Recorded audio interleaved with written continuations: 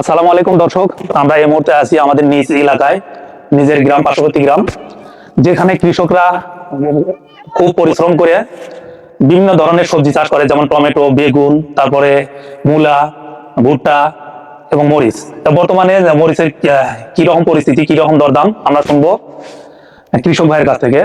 মরিচ বর্তমানে আবার এখন বর্তমানে 1000 থেকে 1200, কিছুদিন ছিল 2000 থেকে 2500, মানে 30-32 টাকা কেজি 30-32 টাকা পাইকারি না? জি।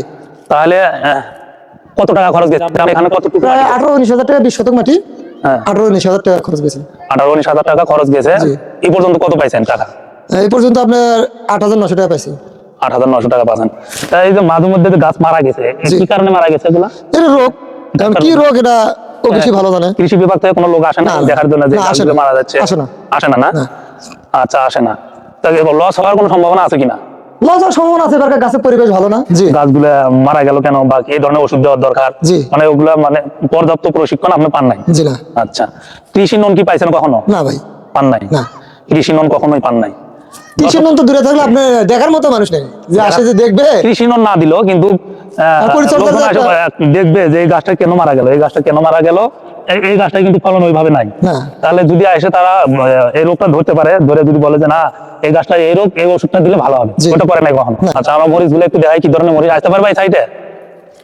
মরিচ গুলো দেখাই, কি সুন্দর মরিচ, জি। এত সুন্দর মরিচ, মানে গ্রাম অঞ্চলে এই মরিচ গুলো। এই যে গাছটা জুম করে দেখাও, এই গাছটা, এই যে গাছগুলো মারা গেছে, এগুলো দেখার কেউ নাই। হ্যাঁ, এই যে গাছ প্রায় পুরো খেতে জায়গায় জায়গায় মারা গেছে, কিন্তু এগুলো দেখার কেউ নাই। আপনি কি কারো কাছে গেছিলেন যে এই হ্যাঁ ভাই। জিনিসটা দেখানোর জন্য? আমি জুমাবাড়ি শাওনের কাছে যাই, হ্যাঁ, তারপরে আপনার গিয়ে কি করে মোকামতলা খোকনের কাছে যাই, কোনো উন্নতি আসে না। জমি না দেখলে কি উন্নতি আসে?